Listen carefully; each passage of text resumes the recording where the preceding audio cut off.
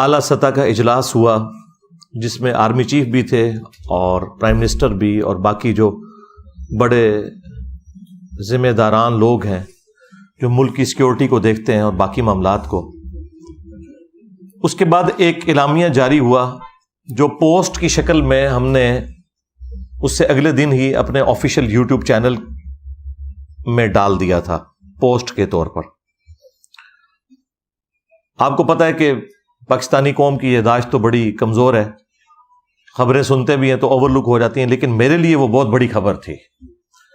میری چند ایک خواہشات کی تکمیل اس کے اندر تھی اور مجھے خوشی ہوئی کہ جہاں کہیں اگر ہماری اسٹیبلشمنٹ کوئی اچھا کام کرتی ہے تو ہم اس اعتبار سے انہیں اپریشیٹ ضرور کریں.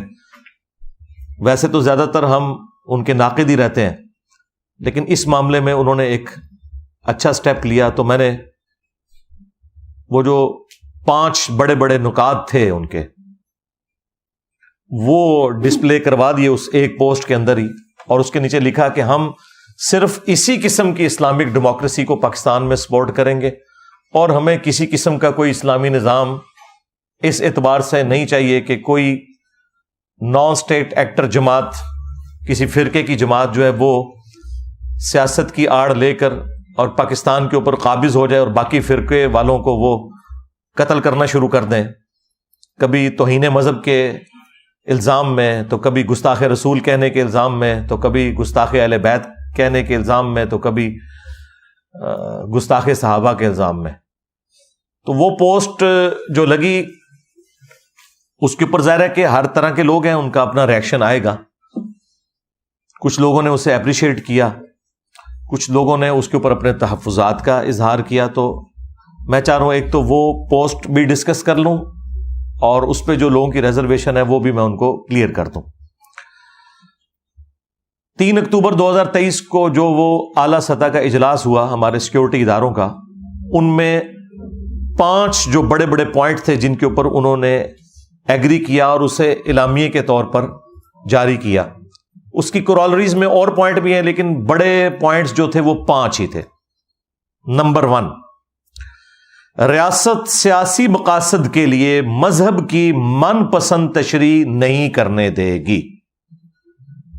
دوبارہ سنیں، ریاست سیاسی مقاصد کے لیے مذہب کی من پسند تشریح نہیں کرنے دے گی. اس سے مراد وہ تمام سیاسی جماعتیں ہیں جو مذہب کی آڑ میں اپنے فرقے کا ایجنڈا لانچ کرتے ہیں اور دوسرے لوگوں کی زندگیوں کو ونریبل کر دیتے ہیں. اب ان جماعتوں کے نام لینے کی ضرورت نہیں ہے، وہ اللہ کے فضل سے یا اللہ کے غضب سے پوری قوم کو پتہ ہے، کیونکہ اس کی تکلیف پوری قوم اٹھا رہی ہے، خواہ مسلمان ہو یا کافر ہو. پاکستان میں رہنے والے ان مذہبی جماعتوں کے شر سے کوئی بھی محفوظ نہیں ہے. حتیٰ کہ حال یہ ہے کہ یہاں پہ کسی ریلیجس پرسنالٹی کو بھی اگر جان کو خطرہ ہوتا ہے تو دوسری مذہبی جماعت سے ہوتا ہے، کسی کافر سے نہیں ہوتا. اور پھر وہ امن حاصل کرنے کے لیے یورپ اور امریکہ میں، یعنی کافراں دے ملک ٹر جاندے نے. اور ایک کافراں دا ملک وہ ہے جتھے تہاڈی جان بچی ہوئی ہے، یا کافراں دا ملک وہ ہے کہ جدھر آپ کو ہر وقت یہ دھڑکا لگا رہتا ہے کہ کوئی عشق رسول کے نام کے اوپر آپ کا سر تن سے جدا نہ کر دے. یہ مسلمان ملک ہے، وہ اسلامی ملک ہے. چند ایک باتوں پہ آپ کو اختلاف ہو سکتا ہے. اگر احترام جان اور احترام مال نہیں ہے تو ہم نے چاٹنا ہے اس قسم کی گورننس کو. اور پاکستان میں یہی ہے. آپ اگر رفع الیدین سے نماز پڑھ رہے ہیں کسی مسجد میں یا اونچی آمین کہتے ہیں تو آپ کو کسی ہندو سے، کرسچن سے خطرہ نہیں ہے کہ وہ آپ کو مسجد میں گالیاں دے یا مسجد سے دھکے مار کے نکال دے. ان سے خطرہ ہے. آج آپ ایک نان مسلم کو اسلام کی دعوت دیتے ہوئے نہیں ڈرتے، اور نہ آپ کو اس سے کوئی خطرہ ہوتا ہے، کیونکہ آپ کو پتا ہے کہ یہ سنے گا کہ یہ ہمارا دین ہے، وہ اپنا پوائنٹ آف ویو سامنے رکھے گا. لیکن کسی مسلمان کو قرآن کی آیت بتاتے ہوئے یا بخاری مسلم سے نماز کا طریقہ بتاتے ہوئے، رکوع میں جاتے وقت اور رکوع سے اٹھتے وقت رفع الیدین، آپ ڈرتے ہیں کہ یہی کتے کی طرح مجھے کاٹ نہ لے. یہ کتے کی مثال قرآن میں آئی ہے علماء سو کے لیے، سورۃ الاعراف میں، بلعام بن بورا کے بارے میں. اور سنن نبی داؤد کے اندر بھی نبی علیہ السلام نے فرمایا میری امت میں ایسے گروہ پیدا ہوں گے کہ جس طرح باولا کتا کسی کو کاٹ جائے اس کے ایک ایک ریشے تک اس کا اثر پہنچ جاتا ہے نا، اس قسم کی بدعت ان گروہوں میں پیدا ہو جائیں گی۔ تو یہ کون سا باولا کتا ہے جو کسی مسلمان کو کاٹ جائے اور اس میں بدعت پیدا ہو جائے؟ یقیناً وہ کتا اسی نسل کا ہوگا جسے مولوی کہا جاتا ہے۔ ظاہر ہے کوئی اسکواش کا پلیئر تو نہیں نا جو کسی کو بدعت سکھائے گا، کوئی کرکٹ کا پلیئر تو بدعت نہیں سکھائے گا نا، کوئی مولوی سکھائے گا نا کسی فرقے کا۔ اور اس کے اوپر اجماع ہے، آپ بریلویوں سے پوچھے وہ کہیں گے ہاں یہ دیوبندی ہیں وہ باولے کتے، دیوبندیوں سے پوچھے وہ کہیں گے بریلوی ہیں، سنی سے پوچھے وہ کہیں گے شیعہ ہیں، شیعہ سے پوچھیں وہ کہیں گے سنی ہے۔ جب یہی بات میں کرتا ہوں کہتے ہیں ہمیں گالیاں دے رہے ہیں، اور بھائی تمہارے ہی اس کے اوپر آلریڈی اجماع ہوا ہوا ہے، ہم تو ساری باتوں کو بیک وقت انڈورس کرتے ہیں کہ سارے صحیح کہہ رہے ہو۔ بالکل بالکل تھوڑے نال ہاں۔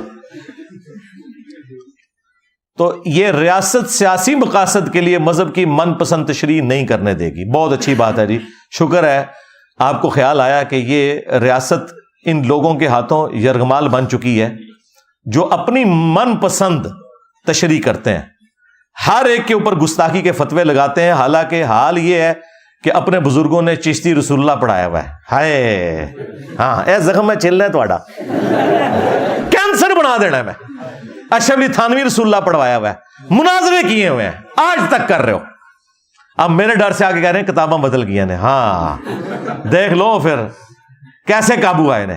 میرے نبی تھا ہے ہی کوئی نہیں، تیرے بابے تھے شے ہی کوئی نہیں، تے بابیاں تو ہی ہوں دستبردار ہو گئے تھے الحمدللہ۔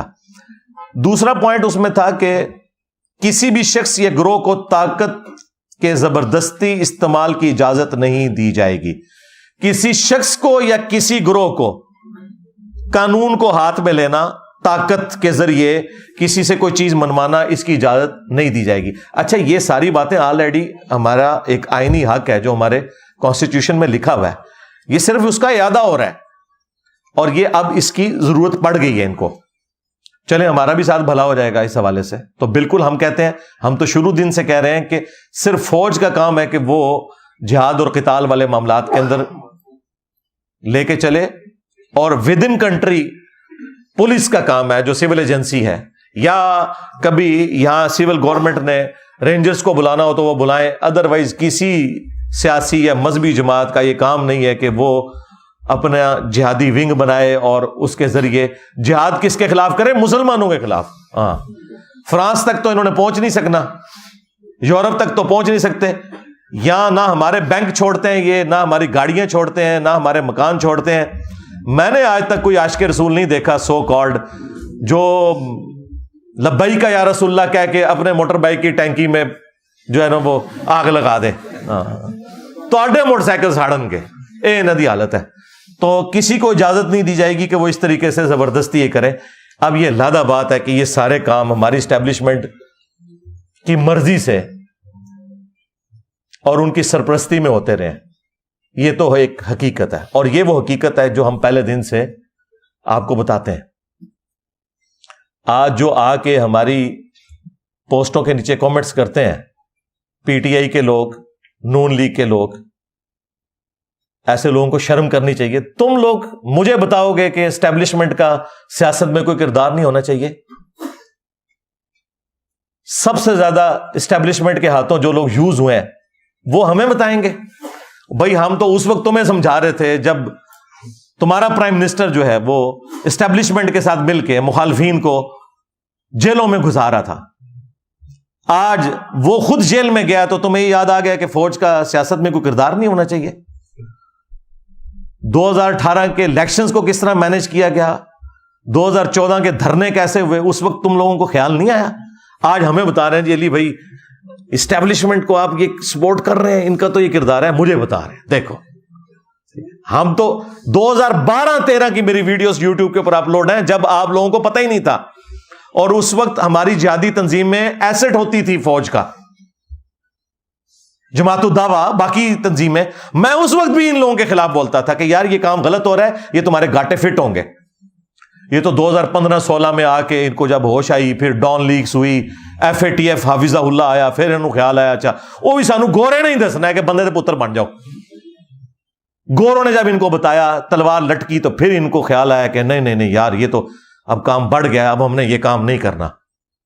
پھر ضرب عزم شروع ہوا, رد الفساد شروع ہوا, اور یہ کرتے کرتے, اس لیے آپ دیکھیں جب یہ لوگ سیم پیج پہ تھے نا, چیئرمین PTI اور ان کی جماعت اور اسٹیبلشمنٹ, 2021 کے اندر جب ان سارے لوگوں کی گردنوں میں سریے تھے, اس وقت میرا انٹرویو ریکارڈ کیا تھا حقیقت ٹی وی والوں نے, اور اس وقت حقیقت ٹی وی خود ان کا ایک ماؤتھ پیس تھا, آپ سمجھ لیں, اسٹیبلشمنٹ کا. تو میں نے ان کو انٹرویو میں یہ بات کی تھی کہ میرے انٹرویو میں آپ نے کٹنگ نہیں کرنی, میں جو کچھ بولوں گا اس کا وزن خود اٹھاؤں گا, کیونکہ میں اسٹیبلشمنٹ کے ٹکڑوں پہ کبھی نہیں پلا, نہ میں نے ان سے کبھی کوئی چندہ لیا ہے کہ مجھے کسی کا ڈر ہو اس حوالے سے. تو انہوں نے کہا جی بالکل, وہ میرے اسٹوڈنٹ تھے, انہوں نے ریگارڈ کیا. آپ میرا وہ انٹرویو بھی نکال کے دیکھیں, اس وقت بھی میں نے یہ بات کی ہوئی ہے کہ اب ہماری پالیسی کچھ بہتر ہوئی ہے, لیکن ابھی بھی فوج کو سیاست سے الگ ہو جانا چاہیے, اور انہوں نے کٹنگ نہیں کی. یہ ساری چیزیں میں نے اس وقت بھی ہائی لائٹ کی تھی. اب تو خیر پوری قوم ہی کہہ رہی ہے نا, کیونکہ پیچھے ایک PTI بچ گئی تھی, اس کے ساتھ تو جو کچھ ہو گیا وہ تو پیپلز پارٹی اور نون لیگ کو بھی اپنے بیانیے میں پیچھے چھوڑ گئی ہے اینٹی اسٹیبلشمنٹ میں, تو ان کو بھی سمجھ آ گئی, لیکن ان کو اس وقت سمجھ نہیں آتی تھی. لیکن پھر 9 مئی ہو گیا, 99 پہ سانپ کاٹ گیا. ہاں, اتنی مشکل سے معاملات بیک فٹ پہ گئے تھے, 99 پہ سانپ کاٹ گیا. پھر اسٹیبلشمنٹ پورا مونسٹر بن کے سامنے آ گئی, اور اب وہ سیاسی جماعتیں بھی, جو جماعتیں اینٹی اسٹیبلشمنٹ تھیں, اب وہ بھی ترس کھا رہی ہیں, نہیں جی دیکھو جی PTI والوں نے زیادتی کر دی, تو اب کیا کرے بیچاری فوج, اب بھی بیچاری کر کے. خود PTI جو اس وقت مزے لے رہی تھی, اب وہ کہہ رہے ہیں جی ہمارا تو کوئی تعلق نہیں. تو یہ جو 10,000 بندہ اندر پکڑا ہوا ہے, یہ نون لیگ کا بندہ ہے. ہم لوگ نہیں ان کی شکلیں پہچانتے. یہ کون لوگ ہیں جو آگ لگا رہے تھے فوجی تنصیبات کے اوپر جا کے؟ مس میرج تو ہوا ہے. جب ان کو اس کی ہیٹ فیل ہوئی تو اب انہوں نے اعلان برات کر دیا, لیکن وہ معاملہ تو اب بگڑ گیا. اور دیکھ لیں جتنے مولوی یہ خان صاحب کو پھونک چڑھاتے تھے, ایک بندہ بھی ان کی حمایت میں سامنے نہیں آیا. میں نے 9 مئی کی رات کو لائیو سیشن کے اندر سیدھا آرمی چیف کو مخاطب کر کے کہا تھا کہ یہ جو کچھ زیادتی ہوئی ہے, یہ بچے ہیں, ان کو معاف کر دیں, اور اگر آپ کہتے ہیں ہم نے ان کو پکڑنا ہے تو ان کے ان بڑوں کو پکڑو جن کے اعلی کار بنے تھے. ان بچوں کا کیا قصور ہے؟ یہ تو بےچارے ملک کی محبت میں یوز ہوئے تھے, اور ان کو تم نے ڈی ٹریک کیا تو آج انہوں نے آ کے تمہیں کاٹ لیا. اور اگر اپنے بڑوں کو نہیں پکڑ سکتے تو ان بچوں پہ رحم کہو, یار چھوڑ دو ان کو. صرف میں نے جرت کی. کدھر کے طارق جمیل صاحب؟ ہاں, امت کا رہنما ملا ہے اتنے عرصے بعد. اور بھائی چڑھتے سورج کو سلام ہوتا ہے. ٹروتھ لور جو ہے نا, وہ نہیں دیکھتے کہ سورج چڑھ رہا ہے یا ڈوب رہا ہے, وہ حق کی آواز کو بلند کرتے ہیں. تو میں نے اسی وقت کیا, بار بار کیا, آج پھر کر رہا ہوں کہ اگر آپ اپنے بڑوں کو سزا نہیں دے سکتے, چھوڑ دیں, باقیوں کو بھی معاف کر دیں. ٹھیک ہے, اگر آپ کہتے ہیں کہ نقصانات ہوئے ہیں, اس سے زیادہ نقصانات ہماری اسٹیبلشمنٹ کر چکی ہوئی ہے اپنی غلط پالیسیز کی وجہ سے. صرف مشرف نے جو پاکستان کو نقصان پہنچایا نا, امداد ہمیں 5 یا 6 ارب ڈالر ملی ہے, لیکن نقصان ہم 50 ارب ڈالر سے زیادہ کا اپنا کروا چکے ہیں.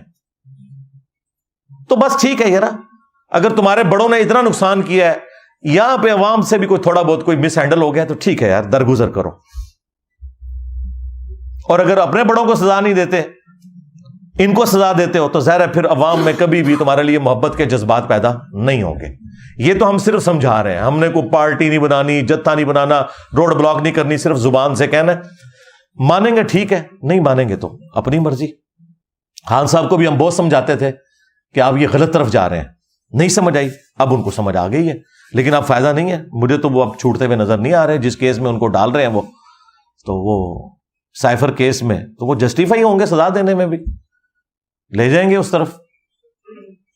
تو مجھے تو نہیں نظر آ رہا, لیکن اللہ کرے کو معاملات بہتری کی طرف جائیں. ہم تو صرف دعا ہی کر سکتے ہیں, سیدھی سی بات ہے. اچھا, اس میں 1-2 باتیں اور بھی کر دوں, باقی پھر 3 پوائنٹ میں کور کر کے سے کلوز کرتا ہوں ٹاپک کو. ایک تو یہ کہ یہ بڑی چیز ہے انصاف کے لیے کہ آپ اپنے بڑوں کو بھی سزا دیں, اس کے بعد پولیٹیکل لیڈرز یا ان کے ماننے والوں کو سزا دیں. یہ پہلی میری ڈیمانڈ ہے. دوسری ڈیمانڈ میں جو اکثر کرتا رہا ہوں مختلف ویڈیوز میں، 14 اگست کے اوپر تو اکثر میں یہی بات کرتا ہوں کہ ہر کوئی خدا کے لیے اپنا کام کرے. یعنی یہ جو ہمیں ایک شوق چڑھا ہوا ہے عدلیہ کو کہ وہ آ کے پارلیمنٹ میں دخل دے، فوج جا کے عدلیہ میں دخل دے، اور عدلیہ جا کے جو ہے وہ فوج کے معاملات کو دیکھے، کبھی ان کو سپورٹ کرے، کبھی خلاف ڈسین دے دے. بھائی اپنے اپنے کام کرو، ہر بندہ اپنا کام کرے تو ملک آگے چلے گا. ادروائز دوسرے کے کام میں اگر آپ لچ فرائی کریں گے تو بھائی آپ اپنا کام بھی صحیح طریقے سے نہیں کر سکیں گے. اور اس کے لیے میں نے کہا تھا کہ ملک میں اگر آپ نے اسٹیبلٹی لانی ہے تو آپ ایک چارٹر لکھ لیں، چارٹر آف ڈیموکریسی. اس میں بھلے اسٹیبلشمنٹ بیٹھے، فوج بھی بیٹھے، عدلیہ بھی بیٹھے، پولیٹیکل لیڈرز بھی بیٹھے، ساری جماعتوں کے، اور یہ ڈیسائیڈ کر لیں کہ ہماری اکانومی کی لائن اب آندہ 25 سال کے لیے 5 دفعہ جو اسمبلیاں اپنا وقت پورا کریں گی، ہماری اکانومی کی لائن یہی رہے گی. کوئی سیاسی جماعت دوسری سیاسی جماعت کے اوپر اکنامک پالیسی کا بلیم نہ دے، سارے مل کے پالیسی بنائے کہ آج اگر پی آئی اے کو ہم نے پرائیویٹائز کرنا ہے تو کرنا ہے. یہ نہیں ہے کہ پی ٹی آئی جو ہے وہ بیچ میں اپنا لچ فرائی کر دے کہ نہیں نہیں یہ زیادتی ہو رہی ہے، جب خود آئے تو پھر اور بات کرنا شروع کر دیں، نون لیگ کی حکومت آئے تو اور بات کرنا شروع کر دیں، اور جب اپوزیشن میں جائے تو اور بات کرنا شروع کر دیں، صرف پوائنٹ سکورنگ. یہ کام نہ ہو، ایک ڈیسیژن ہو، سارے اسے فالو کریں. اور اسی میں چارٹر آف اکانومی لکھا جائے اور چارٹر آف ڈیموکریسی، یہ 2 چارٹر لکھ لیے جائیں کہ ایک دوسرے کی حکومتوں کو نہیں الٹیں گے، اور اکانومی کے پوائنٹ آف ویو سے ایک آپ لائن لیں گے، تاکہ یہ آندہ سے یہ معاملات اس طریقے سے نہ بگڑیں. 5 دفعہ اسمبلیاں پوری شرافت کے ساتھ اپنا وقت پورا کریں. اس طریقے سے نہیں کہ آپ پرائم منسٹرز کو کبھی پوری قوم کو آپ نے لگایا کہ جناب یہ اتنا بلینز آف ڈالرز جو ہے وہ فلاں لیڈر لے گیا اور اینڈ پہ آپ کو ایک اقامہ ملا. ٹھیک ہے، تو میں کہتا ہوں یار یہ کروڑوں روپے ملک کے ضائع کیے اگر اقامہ ہی نکالنا تھا اس میں سے. ٹھیک ہے، تو اس طرح کرنے کی بجائے نا آپ اصول اور انصاف کے اوپر معاملات کو لے کے چلیں، بجائے یہ کہ اپنے پولیٹیکل گینز کے لیے آپ کبھی مذہبی جماعتوں سے دھرنے کروائیں، پھر انہیں پیسے بانٹیں. ٹھیک ہے، پھر وہ اس وقت بھی آ جائیں جب آپ کو ضرورت نہ ہو، پھر آپ ان کے اوپر کریک ڈاؤن کریں، جب کریک ڈاؤن ہو تو پھر وہ ملک بند کر دیں اور یہ تماشا لگا رہے. تو چارٹر آف ڈیموکریسی اور چارٹر آف اکانومی یہ لکھا جائے، پالیسی سیم چلتی رہے. تیسرا پوائنٹ جو پچھلے دنوں یہ جڑاملا والا واقعہ ہوا جس میں 18 کے قریب گرجے جلے، وہ تو خیر کلیم بہت زیادہ بڑا فگر کر رہے ہیں، اور اس وقت ہمارے جو پنجاب کے آئی جی ہیں ڈاکٹر عثمان صاحب، انہوں نے تو بتایا کہ 6000 کے قریب نفری پیچھے تیار تھی جس نے یہ سارا معاملہ اور آگے بھڑکانا تھا، اس لیے ہم نے اس وقت معاملے کو ٹھنڈا کیا. تو مجھے اس وقت بھی بڑا یعنی غصہ آیا اس کے اوپر کہ یار یہ قوم کس طرف جا رہی ہے. بہرحال اب انہوں نے وہ جن 6000 بندے تھے ان کی لسٹیں پوری بنا لی ہوئی ہیں، انہوں نے وہ ایک ایک کر کے ساروں کو قانون کے کٹہرے میں لے کے آئیں گے. اور میں نے اس وقت بھی ریکویسٹ کی تھی کہ یار آپ نے ضرب عضب شروع کیا، آپ نے رد الفساد کیا، ایک رد النفاق بھی کریں. یہ منافق ہیں، یہ پاکستان کے ساتھ بھی منافقت کر رہے ہیں نان اسٹیٹ ایکٹر، اور اسلام کے ساتھ بھی منافقت کر رہے ہیں، عوام کو دھوکہ دے رہے ہیں. ان کے خلاف ایک آپریشن لانچ کریں، رد النفاق. وہ الحمدللہ اب نام اس کا جو بھی وہ رکھیں، بال رد النفاق شروع ہو گیا. جے اے میں تمہیں دس دیں انشاءاللہ. اب یہ وقت کے ساتھ حالات بہتری کی طرف جائیں گے انشاءاللہ. اور چوتھی چیز اس میں جو میں نے وہ بیانیے میں بات کی تھی رد النفاق کے بعد، کہ جو پھر بندے پکڑے جائیں ان کو پھر عدالتوں کے ذریعے سزائیں دلوائی جائیں اور یہ فوری انصاف ہو. فائز عیسیٰ صاحب بھی وہاں پہنچے تھے، اب تو خیر وہ چیف جسٹس بن گئے. جڑاملا واقعے کے فوراً بعد وہ پہنچے تھے وہاں پر، اب انہی کے پاس کیسز لگنے ہیں. تو اب کسی چیز کو بھی بالائے طاق رکھتے ہوئے جو صحیح ڈیسیژن بنتا ہے وہ کریں. آج تک پاکستان کی تاریخ میں جتنے نان اسٹیٹ ایکٹرز نے اس طرح کی حرکتیں کی ہیں نا، الٹیمیٹلی بڑی عدالتوں سے جا کے چھپ جاتے ہیں. آج تک جو کچھ بھی ہوا بڑی عدالتوں سے جا کے یہ لوگ چھٹ جاتے ہیں. اس لیے چھوٹتے ہیں کہ وہاں جا کے گواہ جو ہے گواہی نہیں دیتے، ان کی جان کو خطرہ ہوتا ہے. گواہ مکر جاتے ہیں، اب عدالت نے تو شواہد کی بنیاد پہ فیصلہ کرنا ہے. میرا خیال ہے گواہ اگر مکر بھی جائیں، اگر آپ کے پاس کیمرے کا ریکارڈ موجود ہے، سی سی ٹی وی سے یہ چیز کنفرم ہو جاتی ہے کہ یہ لوگ مجرم ہیں، انہیں سزا ملنی چاہیے، سیدھی سی بات ہے. ادروائز یہ معاملات اس طریقے سے چلتے رہیں گے. یہ 4 چیزیں ہو گئی. اور 5ویں چیز میں نے کہا تھا کہ یہ خیر میرا ایک ذاتی شغف ہے، یہ آپ کی مرضی ہے، چاہے تو سافٹ ویئر اپ ڈیٹ کر دیں ان کا، تو چاہے کوئی ایک مولوی سٹی بنا دیں، جس طرح جو ہے وہ اٹلی میں ویٹیکن سٹی بنا اور مولویوں کو کہا کہ بھئی ادھر لڑو بھیڑو جو کچھ کرنا ہے، ادھر جا کے خیر ان کا بھی ڈانگ نکل گیا۔ ان مولویوں کو ناردرن ایریا میں شفٹ کریں، جتنے بھی یہ فسادی قسم کے مولوی ہیں نا، ان کی 4 شادیاں کروائیں، ان کو گاڑیاں دیں، ٹھیک ہے، ان کو انٹرنیٹ کے ہائی سپیڈ کنیکشن لے دیں، یار ساڈی جان چھڈن ہے، اتوں انہوں کڈو، خدا دا نہ جے جے ملک نو رہنے دے قابل رکھنا ہے۔ تو یہ 5 نکاتی ایجنڈا ہے۔ نمبر 1 سزا دینی ہے، اپنے بڑوں کو دو، پلس ٹھیک ہے عوام کو بھی دو، لیکن اگر ان کے اوپر ہاتھ نہیں ڈال رہے، پولیٹیکل لوگوں سے بھی پھر صرف نظر والا معاملہ کرو۔ اور نمبر 2 چارٹر آف ڈیموکریسی یا چارٹر آف اکانومی، یہ دونوں چارٹرز لکھے جائیں اور ایک پالیسی بنائی جائے، تاکہ حکومتیں کوئی بھی آئیں ایک دوسرے کے اوپر بلیم نہ ڈال سکیں، نہ ایک دوسرے کی ٹانگیں کھینچیں، پھر آپ کو وہ ٹرو اسلامک ڈیموکریسی کی برکات بھی انشاءاللہ ملیں گی۔ نمبر 3 رد النفاق شروع کریں، آپریشن کا نام رد النفاق۔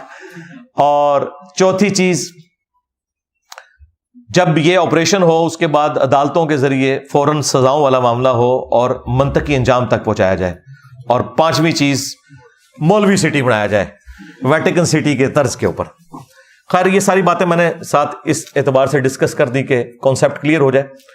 تو 2 پوائنٹ ہم ڈسکس کر چکے ہیں اس اعلامیے میں۔ ایک، ریاست سیاسی مقاصد کے لیے مذہب کی من پسند تشریح نہیں کرنے دے گی۔ دوسرا، کسی بھی شخص یا گروہ کو طاقت کا زبردستی استعمال کرنے کی اجازت نہیں دی جائے گی۔ نمبر 3، اقلیتوں کے حقوق اور مذہبی آزادی اسلام اور آئین پاکستان کا حصہ ہے۔ اور ظاہر ہے بالکل ہے، یہ پاکستان کے جھنڈے میں جو وائٹ نشان ہے یہ غیر مسلموں کے لیے، خواہ وہ غیر مسلم قادیانی ہوں، خواہ وہ غیر مسلم جیوز ہوں، کرسچنز ہوں یا ہندو ہوں، زندگی کا حق نہیں آپ ان سے چھین سکتے۔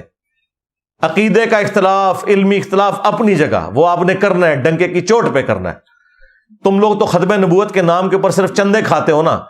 علمی جواب قادیانیوں کے علمی وظائف کے صرف میں نے دیے ہیں۔ آج بھی یوٹیوب پہ مجھے بتائیں کسی بھی ختم نبوت کی تحریک کی کوئی علمی ویڈیو دکھائیں، زیادہ سے زیادہ یہ کہیں گے جی وہ ٹوائلٹ میں مر گیا، بس اس قسم کے ان کے پاس اعتراضات ہوتے ہیں۔ علمی بات کوئی نہیں کی سوائے میرے، درجنوں ویڈیوز ہیں میری قادیانیوں کے خلاف۔ انہوں نے صرف، اور انہوں نے بھی اینٹی قادیانی کام کیا ہے، ختم نبوت پہ تو کسی نے بھی نہیں کام کیا۔ ختم نبوت اس دن ہوگا ہاں جس دن چشتی رسول اللہ، اشرفی رسول اللہ پہ بھی یہ لوگ بات کریں گے جدھر سے چندے لے کے کھا رہے ہیں، اسی شہر سے نکلتے ہیں جہاں سے کتابیں چھپ رہی ہیں، ادھر دھرنا نہیں دیتے، مصیبت ہماری جان کو ڈال دیتے ہیں۔ تو یہ جو اقلیتوں کے حقوق ہیں بالکل ان کی حفاظت ہونی چاہیے۔ یہ all over the world Pakistan کے لیے بدنامی کا معاملہ بنا ہوا ہے۔ چوتھی چیز اس میں تھی، ملک میں سیاسی مسلح گروہ یا تنظیم کی کوئی جگہ نہیں ہے۔ یعنی پہلے لوگ یہ سیاست کی آڑ میں چھپ جاتے تھے کہ جی ہماری سیاسی جماعت ہے نا، جس طرح MQM سیاسی جماعت بنائی ہوئی تھی، ساتھ ایک ونگ بنایا ہوا تھا مسلح قسم کا، اس کی آڑ میں چھپ جاتا تھا۔ اور ساری جماعتوں نے اپنے اپنے اس قسم کے نا اسلحے کی بنیاد کے اوپر بنائی ہوئی ہیں ونگز۔ پیپلز پارٹی نے بھی بنائی ہوئی ہے، ہاں جی، جماعت اسلامی نے بھی بنائی ہوئی ہے۔ اور آپ اور چھوڑ دیں یار، یہ جو آپ کو بڑی شریف تنظیمیں نظر آ رہی ہے، دعوت اسلامی کی بھی ہے ایک، سنی تحریک کے نام کے اوپر۔ وہ اس طرح کے جو لوگ ہیں ان کے حوالے کرتے ہیں۔ وہ یہ TLP تو اب آئی ہے نا، اس سے پہلے سنی تحریک تھی۔ اور ادھر بھی دیکھ لیں آپ، تبلیغی جماعت بالکل ٹھیک ہے، لیکن دوسری طرف سپاہی صحابہ، لشکر جنگوی، اور پولیٹیکل جماعت میں مولانا فضل الرحمان صاحب، ہاں ہر جگہ انہوں نے اپنی سیاسی بھی معاملات رکھے ہوئے ہیں، ساتھ مسلح معاملات بھی رکھے ہوئے ہیں، اور ساتھ ایک تبلیغی سامنے ایک وہ بھی ونگ رکھا ہوا ہوتا ہے لوگوں کی آنکھوں میں دھول جھونکنے کے لیے۔ تو یہ انہوں نے کلیئر ریٹ کہا کہ ملک میں سیاسی مسلح گروہ کی کوئی اجازت نہیں جائے گی۔ یعنی کوئی سیاسی جماعت بھی ہے نا، وہ یہ نہیں کہہ سکتی کہ جی ہم تو الیکشن میں حصہ لے رہے ہیں لہذا کیا مسئلہ ہوا اگر ہم نے ساتھ کوئی اسلحہ رکھ لیا ہے۔ نہیں، یہ اسلحہ لے کے کل کو آپ لوگ دارالحکومت کے اوپر چڑھ دوڑیں گے اور مصیبت بن جائیں گے باقی لوگوں کے لیے۔ اور 5واں جو اعلامیہ تھا وہ یہ تھا کہ طاقت کا استعمال صرف اور صرف ریاست کا دائرہ اختیار ہے۔ یہ جو ہم اکثر کہتے ہیں کہ یار یہ فوج اور پولیس کا کام ہے کہ وہ امن کو اسٹیبلش کریں، نہ کہ یہ ہے کہ مولوی اسلحہ ہاتھ میں لے کے تو وہ جا کے فلموں کی اور دکانیں توڑنا شروع کر دیں جا کے، جو کچھ لال مسجد کے اس میں ہوا، پھر اس کے ریونج میں آپ دیکھ لیں ظلم بھی ہو گیا، اور وہ پھر ہم نے اس کے بعد خود کچھ حملے بھی بھگتے. ظاہر ہے لال مسجد میں جو کچھ ہوا ان کی طرف سے تو مس ہینڈلنگ ہوئی، اس وقت کی اسٹیبلشمنٹ سے بھی مس ہینڈلنگ ہوئی، اور اس کی ہیٹ پھر ہم آج تک محسوس کر رہے ہیں. تو یہ 5 پوائنٹس تھے جو اس میں ڈسکس کیے گئے، اور اس کے بعد انہوں نے کہا کہ اب ہم جو اس حوالے سے سائبر کرائم اور یہ ساری چیزوں کو اسٹیبلش کریں گے اور لوگوں کو پکڑ کے سزائیں دیں گے. اور میں تو سمجھتا ہوں کہ یہ ایک ہمارے صبر کا ہمیں پھل ملا ہے، اور آواز بلند کرنے کا، یہ ایک نہ ایک دن یہ ہونا تھا. اور یہ اب ریاست جب ٹھان لیتی ہے کسی معاملے کو، تو آپ دیکھ لیں ڈالر دیکھ لیں، پھر آیا نا 307 سے نیچے، کیونکہ ریاست نے یہ فیصلہ کر لیا کہ بھائی یہ غلط ہو رہا ہے، یہ کام نہیں اب ہونے دینا. پہلے وہ ریاست میں ہی بیٹھے ہوئے لوگ تھے جو ان ساری سمگلنگ کو سپورٹ کرتے تھے، یہ سب کچھ وہی انہی کی سرپرستی میں ہو رہا ہوتا تھا. تو میں تو دعا کرتا ہوں کہ یہ معاملات آگے چلیں، اور آخر میں ریکویسٹ یہ ہے کہ یار الیکشن کراؤ، اور اس معاملے کو انٹرم گورنمنٹ کی بجائے جو عوام کی منتخب حکومت جو بھی آئے اس کے سپرد کریں، تاکہ ایک لانگ ٹرم پالیسی بنے اور معاملات جو ہیں وہ بہتری کی طرف جائیں. ہم اپنے بڑوں کو وقتاً فوقتاً یہ چیزیں ہائی لائٹ کرتے رہتے ہیں، تاکہ قیامت کے دن ہماری اس اعتبار سے کوئی پکڑ نہ ہو کہ ہم نے کوئی سچائی کے حوالے سے بزدلی کا مظاہرہ کیا ہے یا کسی کو ہائی لائٹ نہیں کی. اور بڑوں کے لیے تو میں اکثر وہ حدیث بیان کرتا ہوں کہ بخاری اور مسلم دونوں میں حدیث ہے کہ سب سے برا اگر کوئی گڈریا ہے تو وہ ہے جو کسی جگہ کا حکمران ہے. جس طرح گڈریا بھیڑ بکریوں کی حفاظت کرتا ہے نا، اس طرح حکمران عوام الناس کے اوپر ایک اللہ تعالی کی طرف سے مقرر کیا گیا ہے. اگر اس نے انصاف نہ کیا تو جنت کی خوشبو بھی نہیں پائے گا. یہ حدیث بخاری مسلم میں ہے کہ حکمران نے اگر انصاف نہ کیا تو جنت کی خوشبو بھی نہیں پائے گا. یہاں تو لوگوں کو شیروانی پہننے کا، بیج لگانے کا بڑا شوق ہوتا ہے، لیکن ان کو پتہ نہیں ہے کہ یہ سیدھا سیدھا جہنم کما رہے ہیں اگر انہوں نے اس پوسٹ کے ساتھ حق نہیں ادا کیا. قیامت کے دن ان لوگوں نے کہنا ہے کہ ہم گمنامی کی موت کسی فٹ پاتھ پہ مر جاتے نا وہ بہتر تھا، ہم آرمی چیف نہ بنتے، ہم پرائم منسٹر نہ بنتے، ہم چیف جسٹس نہ بنتے، اگر انہوں نے انصاف نہ کیا. تو انہوں نے آخرت میں کہنا ہے کہ یا اللہ ہمیں تو کسی فٹ پاتھ پہ مار دیتا، ہماری لاش کو کوئی دفنانے والا نہ ہوتا، کم از کم آخرت کے عذاب سے تو بچ جاتے. لیکن دوسری طرف اگر آپ انصاف کرتے ہیں تو وہ بھی بخاری اور مسلم دونوں میں حدیث ہے کہ 7 قسم کے لوگ ہیں جنہیں اللہ کے عرش کا سایہ نصیب ہوگا. ان میں سے پہلا شخص وہ ہے جو عادل حکمران ہے. پھر انعام بھی پھر اسی اعتبار سے. ایک اور حدیث ہے بخاری اور مسلم میں، تم میں ہر ایک نگہبان ہے اور اس سے اس کی رعیت کے بارے میں پوچھا جائے گا. پھر نبی صلی اللہ علیہ وآلہ وسلم نے فرمایا کہ ایک حکمران اپنی رعایا کے اوپر حاکم ہے، اس سے اس کے بارے میں پوچھا جائے گا. ایک مرد اپنی بیوی اور بچوں کے اوپر حاکم ہے، اس سے اس کے بارے میں پوچھا جائے گا. ایک بیوی اپنے خاوند کے مال اور اولاد کے اوپر حاکم ہے، اس سے اس کے بارے میں پوچھا جائے گا. لہٰذا اب تو سارے ہی آ گئے. ہاں تسی ایویں خوش ہو رہے سو کہ وڈیاں دا رگڑا لگیا ہوا ہے، بچنا تسی بھی کوئی نہیں. ہاں اگر اپنی جگہ پہ ہم نے انصاف نہ کیا تو اللہ تعالیٰ ہمیں انصاف کے اوپر قائم رہنے کی، انصاف کی تبلیغ کرنے کی، اسی پہ عمل کرنے کی توفیق عطا فرمائے. صلو علی محمد وآل محمد، اللہم صلی علی محمد وعلی آل محمد واصحاب محمد وازواج محمد وامت محمد اجمعین الی یوم الدین.